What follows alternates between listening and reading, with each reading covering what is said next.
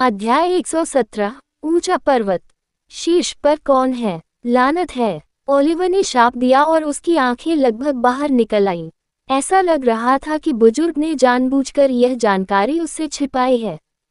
साफ था कि वह आखिरी बार का बदला ले रहा था। ओलिवर ने गहरी सांस ली और खुद को शांत किया।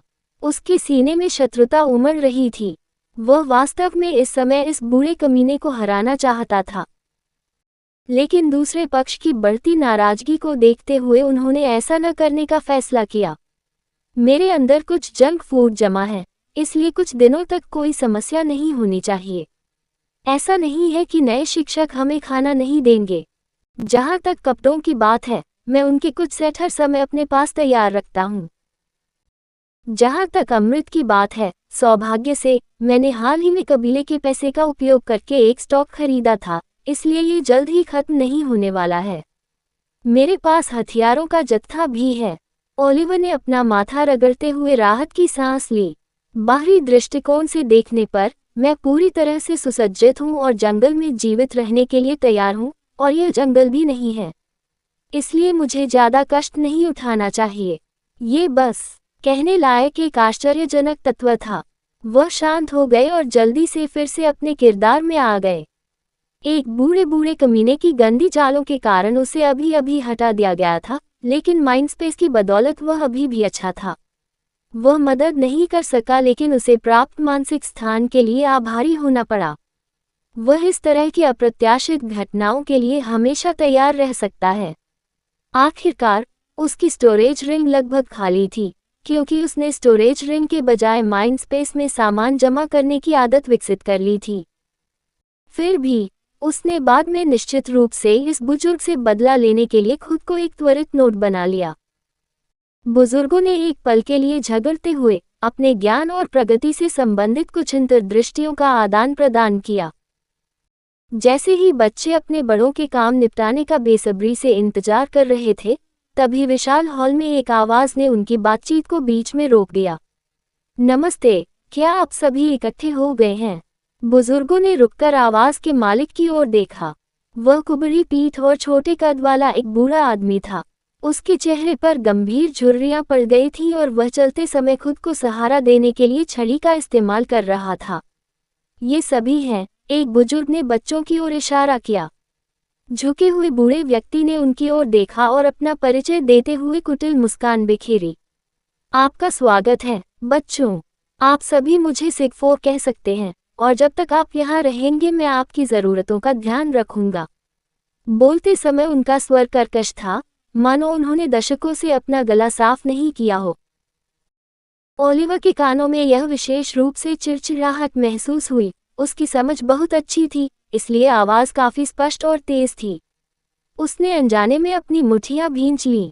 बड़ों ने सिर हिलाया। ये यहाँ सिगफोर है। वह एक समय एक महत्वपूर्ण कॉमरेड था और आपके जल्द ही बनने वाले शिक्षक का परिचारक भी है। उसका सम्मान करना सुनिश्चित करें। हाँ, बड़े, नमस्कार सर सिगफो। मैं बेला हूँ। मेरी बहन एवलिन और मैं सेलेस्टियल पैराडॉक्स कबीले से हैं। हम आपकी देखभाल में रहेंगे। बेला आगे आए और सफ़ेद वस्त्र पहने उस कुबड़ व्यक्ति को विनम्रता से प्रणाम किया। वह आगे बढ़ने वाली पहली महिला थी। कितनी समझदार लड़की है।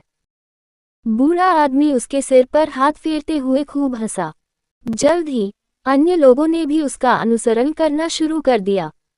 ओलिवर भी बूढ़े व्यक्ति को अभिवादन करने के लिए गया और नादिया को उसका परिचय देने में भी मदद की। शायद यह उसकी कल्पना थी, लेकिन उसे लगा कि बूढ़ा आदमी उसे दूसरों की तुलना में अधिक ठंडा लग रहा था। तो फिर उनके शिक्षक को हमारा नमस्कार कहें। हम चले जाएंगे। किसी कारण से बुजुर्ग को मजाकिया लग रहा था, और जिस तरह से उसने शिक्षक शब्द पर जोर दिया वह बहुत ही संदिग्ध था। ओलिवर सिगफोर को भौहें सिकोड़ते हुए भी देख सकता था। मालूम होता था उसे भी कुछ संदेह है। हालांकि उन्होंने जल्द ही अपना ध्यान बच्चों पर केंद्रित कर दिया। बुजुर्ग एक एक करके चले गए और जल्द ही केवल वे और सिगफोर ही रह गए। उनकी परवाह मत करो बच्चों, मेरे पीछे आओ। जब वह मुख्य हॉल से बाहर निकला तो सिगफो ने बच्चों को अपने पीछे आने का इशारा किया और उन्हें पीछे के निकास द्वार पर ले गया। ऐसे ही वे पहाड़ की तलहटी में पहुंच गए। ओलिवर को शीर्ष की ओर जाता हुआ एक कच्चा रास्ता दिखाई दे रहा था। उसका दिल अचानक तेजी से धड़कने लगा क्योंकि उसे महसूस होने लगा कि बूढ़ा आदमी क्या कहने वाला है। और जब बूढ़े आदमी ने बोलना शुरू किया तो वह सही था। मैं आपको आपके पहले कार्य से परिचित कराऊंगा। आपका प्रशिक्षण अब से शुरू होगा।